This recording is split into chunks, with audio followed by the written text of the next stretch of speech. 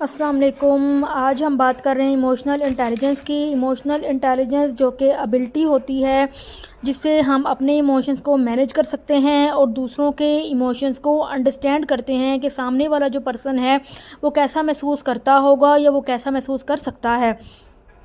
Y emotional intelligence matter. Emotional intelligence क्यों matter करता है?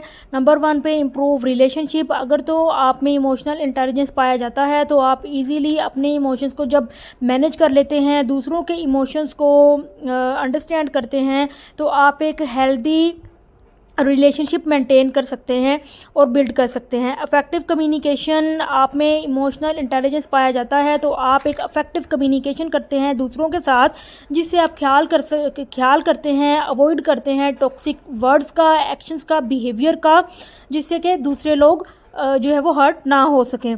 Conflict resolution. कॉन्फ्लिक्ट को रिजोल्व करने के लिए इमोशनल इंटेलिजेंस का होना बहुत ज़रूरी है, जिससे आप आइडेंटिफाई कर सकते हैं कि एक्चुअल में जो है वो कॉन्फ्लिक्ट्स आया कहाँ पे था और इसको हम किस तरह से रिजोल्व कर सकते हैं।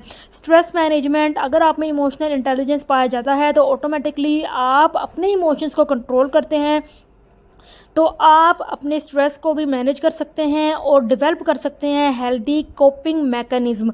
लीडरशिप। आप में इमोशनल इंटेलिजेंस पाया जाता है, आप जो हैं वो लीडर हैं, तो आप इंस्पायर करेंगे, मोटिवेट करेंगे अपनी टीम को, बिल्ड करेंगे ट्रस्ट को और क्रिएट करेंगे एक पॉजिटिव वर्क इन्वायरमेंट को।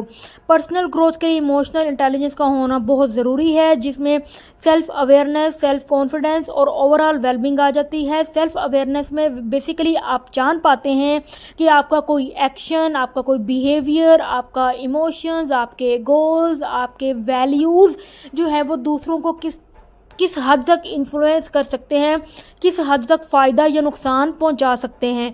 होपफुली आप लोग इमोशनल इंटेलिजेंस को अंडरस्टैंड कर चुके होंगे। Thank you so